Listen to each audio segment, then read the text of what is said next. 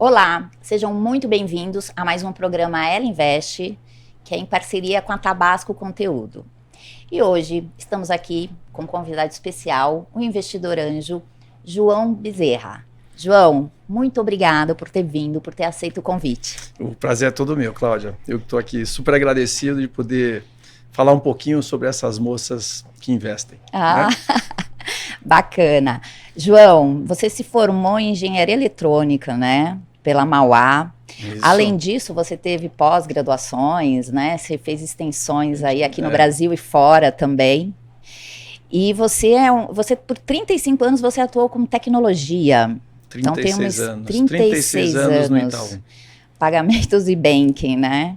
Que bacana. E hoje você trabalha também em alguns boards, né? Conselheiro também de algumas empresas. Hoje eu me divirto em alguns boards, é verdade.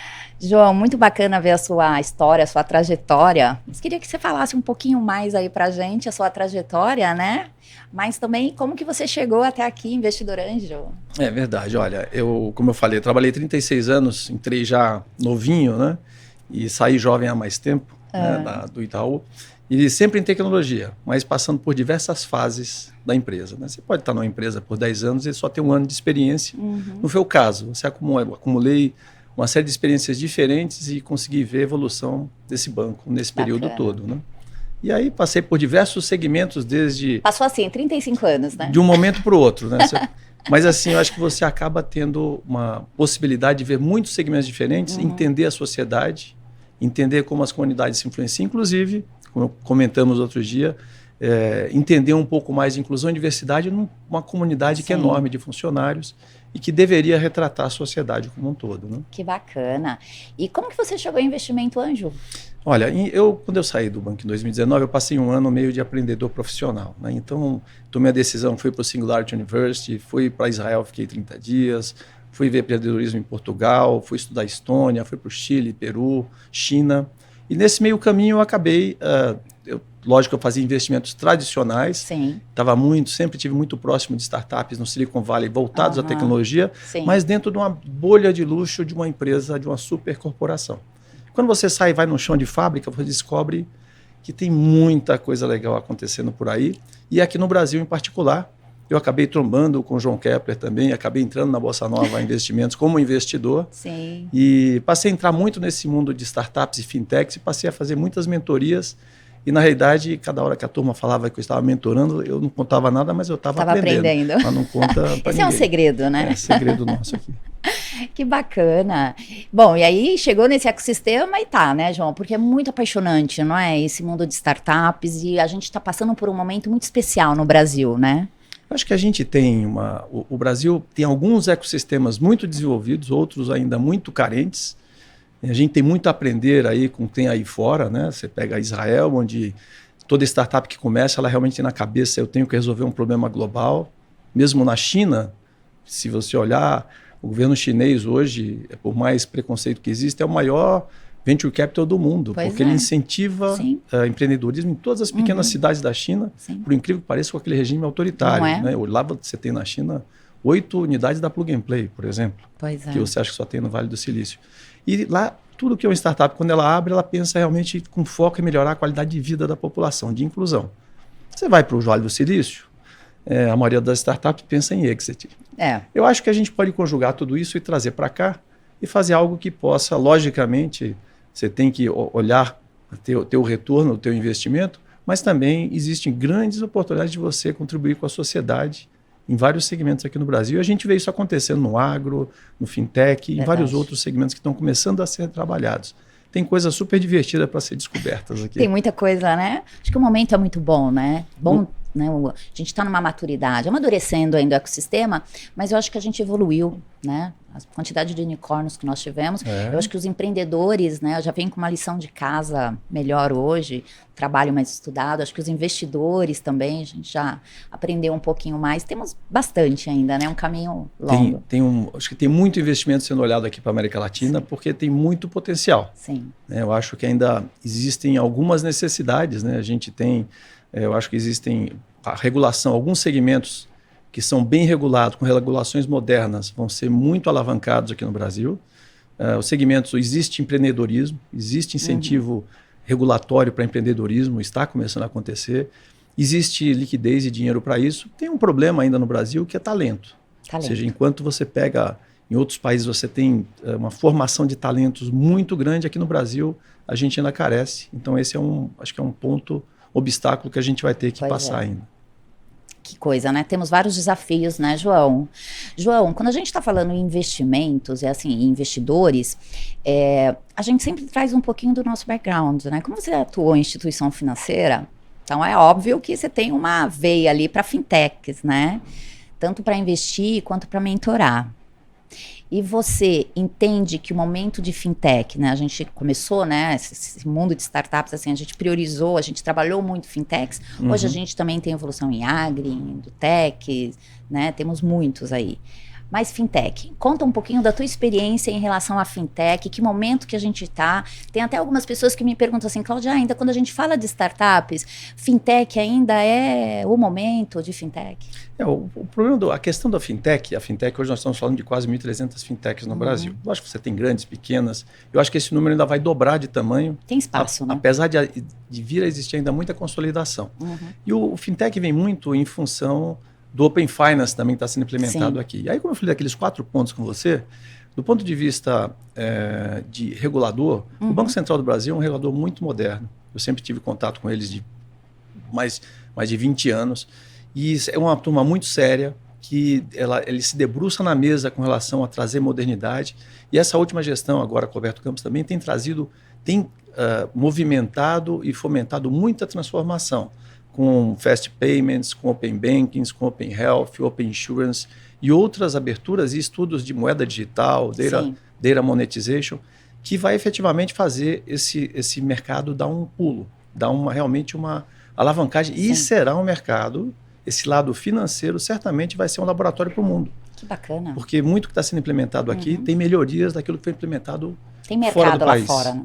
Então, por exemplo, o Open Banking foi olhado o que aconteceu na Europa, na Inglaterra, e foi trazido para o Brasil melhorado. Sim. E aqui tem acontecido e a adoção tem sido muito forte. Com isso, as oportunidades para fintechs desenvolverem coisas espetaculares, para tirar fricção do sistema financeiro, são muito grandes. O que é algo que os grandes players têm que prestar atenção e têm que abraçar e dar mão junto com essas empresas que estão fazendo soluções muito legais e tentar movimentar esse mercado conjuntamente e não ter uma guerra entre fintechs e bancos. Acho que isso é uma coisa totalmente antiga. Sim. Ou seja, você tem que trabalhar parcerias estratégicas. Trabalhar inovações, trabalhar melhorias, reduções de custos, né? Acessibilidade, inclusão. Exatamente. Acho que a gente tem tantas oportunidades, né? A gente tem tantas realidades que a gente precisa trabalhar e as startups contribuem com isso, né? Sem dúvida nenhuma. Que bacana. Ô, João, e a sua tese de investimento? Você tem uma tese específica ou não? Olha, eu nunca tive uma tese. Às vezes as coisas foram simplesmente acontecendo. Mas eu gosto muito. Primeiro, logicamente, o segmento fintech, onde porque eu você conheço domina, mais. Né? Eu sempre fui do mercado de tecnologia, e de pagamentos e banking. Mas, na realidade, quando a gente fala de fintech, qualquer empresa hoje em dia pode ser uma fintech. Então, muitas empresas que, por exemplo, trabalham com ERP, muitas vezes pode ser um onboard de clientes para a fintech. Pode. Ou seja, um sistema que uma empresa que trabalha com ERP pode ser a primeira a ver uma nota fiscal sendo emitida. Então, ela pode trabalhar, dar um recebível para aquela nota fiscal. Existem, por exemplo, né, a gente falou de empreendedorismo feminino, nós acabamos de investir num grupo de investimentos em fintech que nós fazemos, numa fintech, decidiu o investimento para uma fintech, um agrofintech, que a CEO, inclusive, a founder, é uma mulher. Liderada por uma mulher. Ela trouxe exatamente uma solução para tirar fricção do financiamento agrícola. Mas esse investimento é dentro do pool ou fora o investimento? Esse é um investimento dentro do pool. Dentro do pool. Dentro de um pool, de um grupo de investidores que faz esse investimento em fintech. Ah, que bacana, né? É muito bom quando vê isso, né? Ter essa valorização, ver mulheres também, né? Vindo para esse mercado e trabalhando, conduzindo isso, né? Fazendo sucesso. Eu acho, quando a gente fala de inclusão e diversidade, que é o tema que eu gosto também, e voltando para o lado da mulher, primeiro que a mulher é mais de 50% da população, um pouquinho mais, né? Mas vamos dizer que a mulher é metade da população. Então, você deveria ter essa metade sendo representada, não no ponto de vista de que é o direito das mulheres serem representadas, porque elas vão fazer a diferença e representar o extrato correto da sociedade. Então, quando você começa... Eu gosto muito da Verna Myers, que é a head de diversidade do Netflix, que a pergunta que ela faz é assim, quem é que está faltando aqui? Então, essa é a pergunta principal quando você olha nesse universo de startups e você vê que estão faltando ainda startups lideradas por mulheres, né? Então, todo esse tipo de conversa aqui, trazendo ela investe, faz toda a diferença para você mostrar que existe espaço e que existem bons exemplos e que dá para ser bem sucedida nesse segmento. Ainda nós temos 10%, né, de startups lideradas por mulheres e menos de 15% de investidoras nas redes, né? Então, quer dizer, eu acho que a gente tem muito o que fazer, né?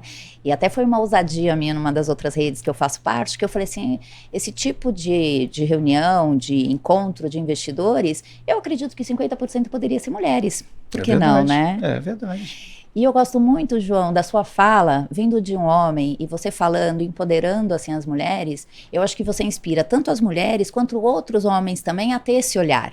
Porque você sabe assim, pode não ser preconceito. A gente sabe que no Brasil nós temos muito preconceitos, né? Mas vamos lá, pode ser que não seja preconceito.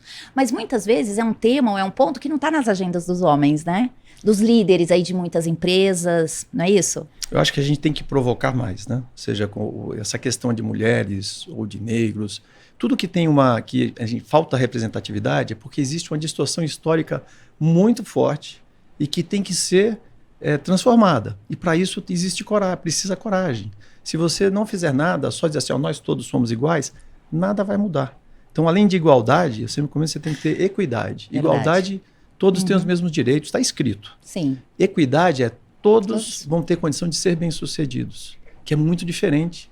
Então, eu acho que nesse sentido, você explorar e dar mais oportunidades, fomentar que mais mulheres possam assumir esses postos, vai trazer uma transformação na sociedade. Até porque, é interessante porque muitas vezes a gente fala que as mulheres já nascem com intuição, as mulheres... Eu acho que existe um lado, a distorção histórica fez com que as mulheres desenvolvessem algumas habilidades e ninguém vê dessa maneira mais pragmática, do lado, um olhar de engenheiro, né?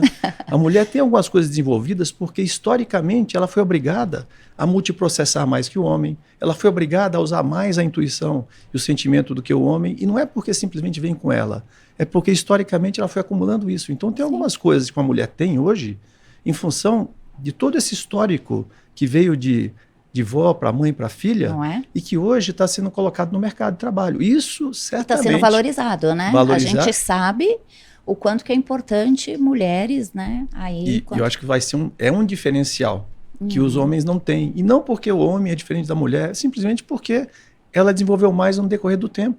Então essa distorção histórica que afastou, não deu um espaço para a mulher, pode ser um grande diferencial para ela. E tem estudos que dizem que daqui a 20 anos, daqui a 2035, a maior parte da riqueza do mundo estará na mão de mulheres. Eu acredito. E assim, a mulher, ela tem uma importância para a economia, né? Pensa. Então, quer dizer, você está falando, mais da metade da população são mulheres. A importância da mulher para a economia, as decisões, né? Então, enfim, eu acho que o que você está falando... Acredito muito nisso, João. E quando a gente está falando de redes, e você faz parte, lá também faço parte do Bossa Nova, eu acho que antes da gente começar o programa, a gente estava conversando um pouquinho sobre os pools, né? E você estava falando do Agri. E o Agri eu gosto bastante, né? Do Agritech. Principalmente a gente fala assim do Brasil, né? Não, a gente... Agritech no Brasil, pela nossa dimensão, né? Nossas características. Queria que você falasse um pouquinho da tua experiência lá no pool, falasse um pouquinho de Agritech também, e você até fez um comentário lá do comitê, né, do conselho. Fala um pouquinho pra gente. Eu acho que o segmento agro, por exemplo, hoje já existem algumas mulheres nesse segmento, mas é um segmento que acaba sendo muito mais masculino. É um segmento que acaba sendo muito mais tradicional, e eu acho que isso está mudando agora. A gente vê mulheres nesse segmento que estão fazendo transformações enormes no segmento de agro. Nesse caso em particular dessa fintech que nós escolhemos, ela traz uma solução super positiva e é liderada por uma mulher e ela acaba trazendo para o nosso pool um mix muito diferente do que nós temos hoje, que você pensa fintech, você imagina um banco digital, sim, você imagina um back-office, um cripto, mas na realidade a fintech é tudo aquilo que a gente fala de open finance, que um dia vai virar open everything. Quer dizer, as finanças vão estar embebidas nas nossas roupas, Pois né? é. Então, quando a gente fala de agro, que é uma atividade essencial para o país, é uma atividade básica do Brasil, ou seja, para fintechs, é algo que a gente teria que se debruçar bastante, porque as oportunidades são enormes para você trazer, e eu acho que as mulheres acabam, em todo lugar onde elas estão menos representadas, é um mar de oportunidades. Sim. Né? Então, eu acho que o agro é um segmento que eu recomendaria as mulheres olhar com carinho, porque vai ter muito espaço. Em algum momento, até do ponto de vista regulatório, o mundo vai pedir para ter mais mulheres em todos esses espaços, para que elas possam espelhar melhor a sociedade como um todo, né? As necessidades da sociedade. Que bacana. Ô, João, quando a gente está falando de startups e você fez mentorias, né? A gente tem sempre essa troca com o empreendedor, e você teve essa experiência fora, né? Eu achei fantástico uma apresentação sua da tua experiência lá em Israel, né? Comentei isso com você, em 2020 eu estava com passagem para ir, né, com o grupo, e não fomos por conta da pandemia, e eu fiquei fascinada com o teu olhar em Israel. Você tem também de outros ecossistemas, né? E quando a gente está falando do empreendedor brasileiro, do nosso empreendedor que a gente faz mentorias aqui, e comparando com a tua experiência lá de fora, o que você traz para a gente falar para os nossos empreendedores? Olha, quando a gente olha Israel é um lugar apaixonante, assim, do ponto de vista de você olhar o empreendedorismo, né? Então, a primeira coisa que eu acho espetacular de Israel é uma fala que eu aprendi lá que diz o seguinte: qual é o grande problema de dificuldade de abrir uma startup se eu sou cofundador do meu próprio país?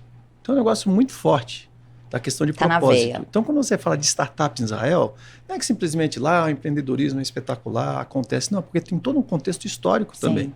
De geopolítica, de educação. A primeira universidade de Israel, ela foi concebida em 1890. Israel apareceu só em 1949 como Estado. Então, você tem um histórico de preocupação com a educação, preocupação geopolítica, e a própria religião é um ponto importante. Independente de qualquer coisa, se você pegar no Brasil, a gente acaba sendo muito mais assistencialista. Tá. E mesmo quando a gente reza aqui no Brasil, a gente reza assim: Deus, me ajuda aqui, me dá de mão beijada o que eu preciso.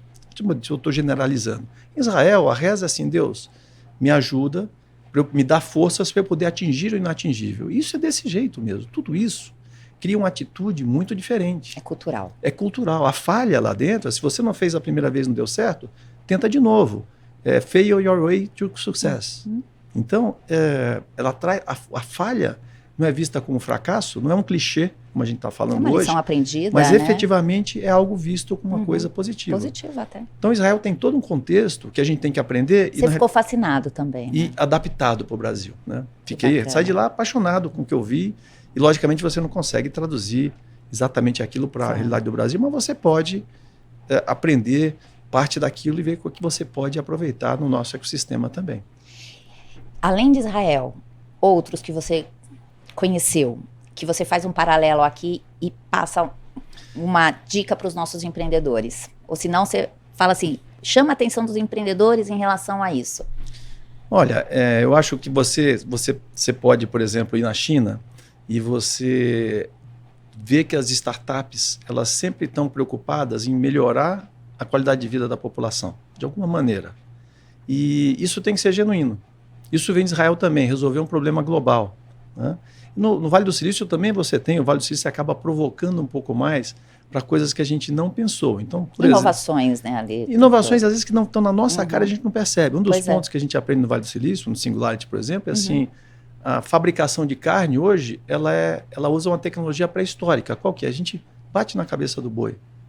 Então, por que eu tenho que matar um animal para poder ter uma proteína que poderia ser fabricada de alguma maneira? Eu não tenho a solução, mas a tecnologia é pré-histórica. Sim. A gente não olha isso dessa maneira.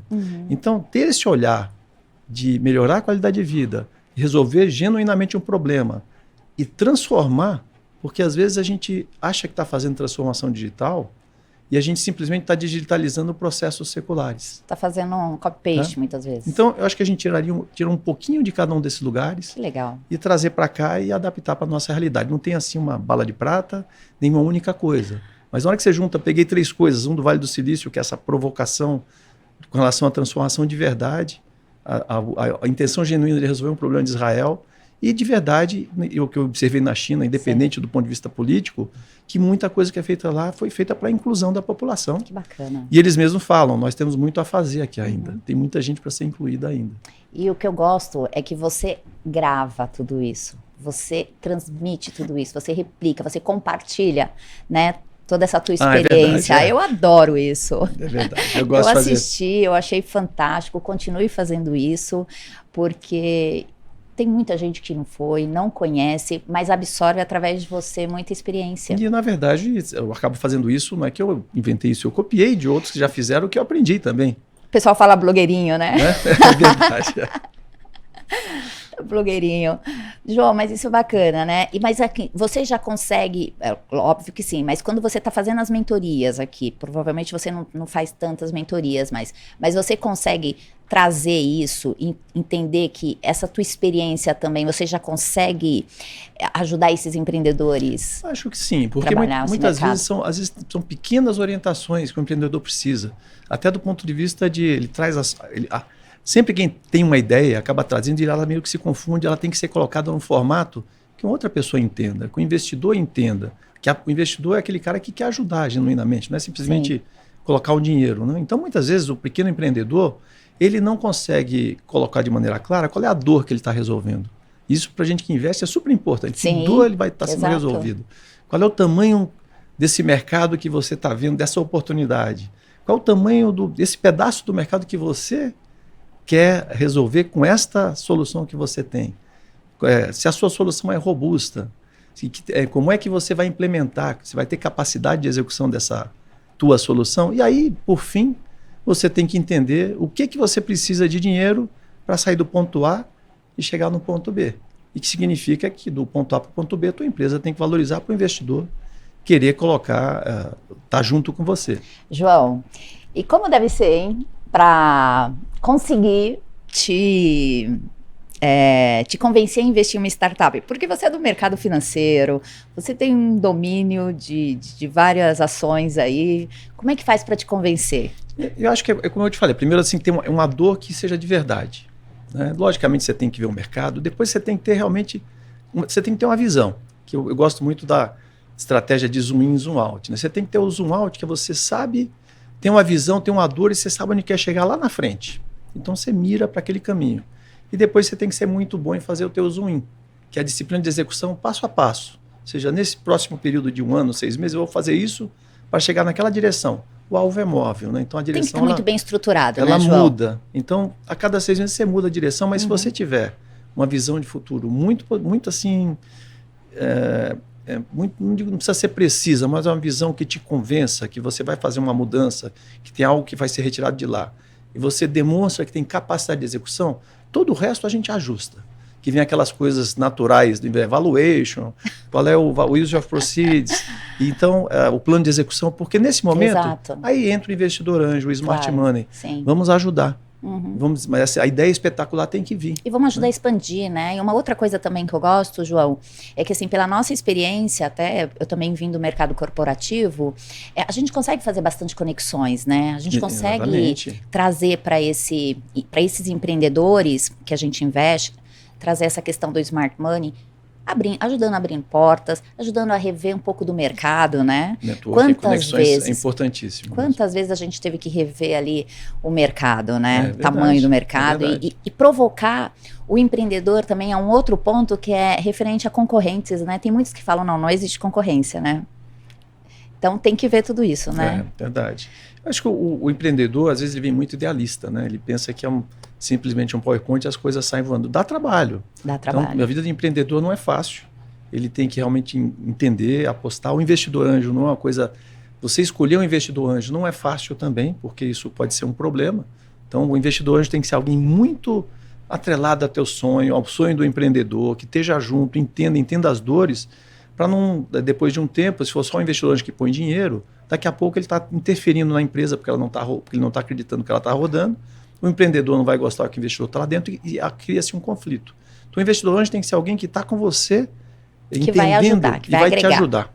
Sim. E aí vem os outros movimentos, quando você entra em pequenos VCs, early stage, que aí é o smart money, né?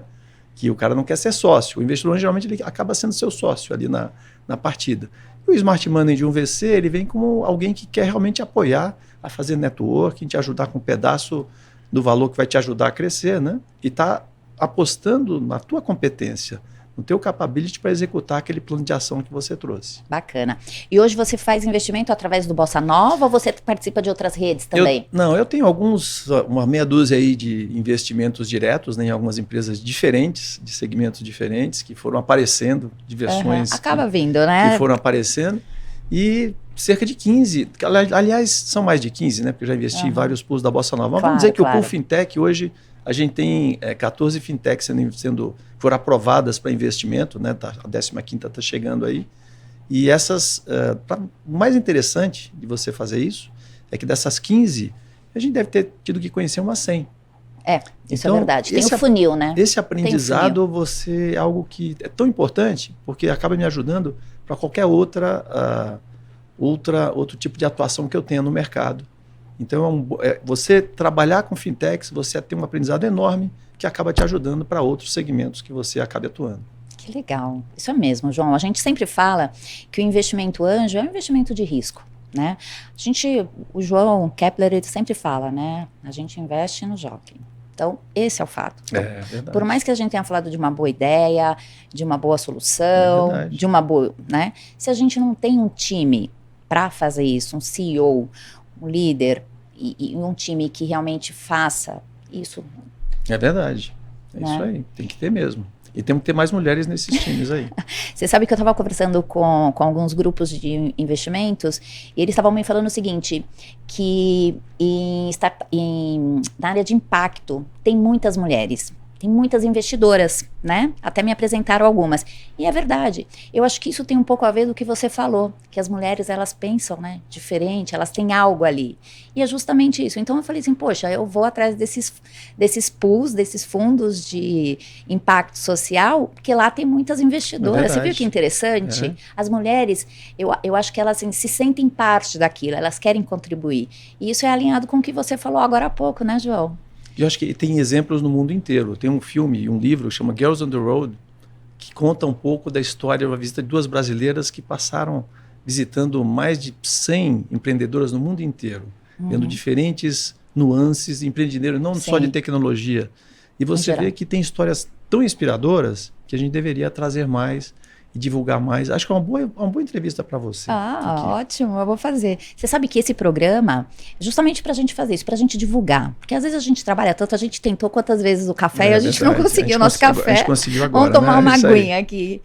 Mas eu acho assim, a gente tem que falar do nosso trabalho, a gente tem que de alguma forma, divulgar isso e mostrar que é possível para as mulheres, para os investidores, para a gente trazer mais essa diversidade, incluir mais, né, João? É verdade. É isso aí. E acho que esse tipo de coisa que você faz aqui, essa provocação, a gente precisa ter cada vez mais. Exatamente para poder trazer e mostrar que é possível, que mais mulheres, ou seja, mais pessoas de classes não tão bem representadas, possam participar da liderança da nossa sociedade, né? Da transformação da sociedade. Né? E eu acredito que teremos mais mulheres, e com a sua fala tão brilhantemente, eu fico muito feliz. João, muito agradeço muito a sua participação, para mim foi excelente, um papo incrível, uma experiência gigantesca, deve ter seu mentor assim, fantástico, né? Obrigado, Cláudia, então, obrigada por ter participado, prazer, sucesso para você. Prazer é todo meu, fiquei super lisonjeado de estar aqui com você, e a gente vamos repetir, né? Vamos repetir. É muito obrigada, João. Obrigado a você.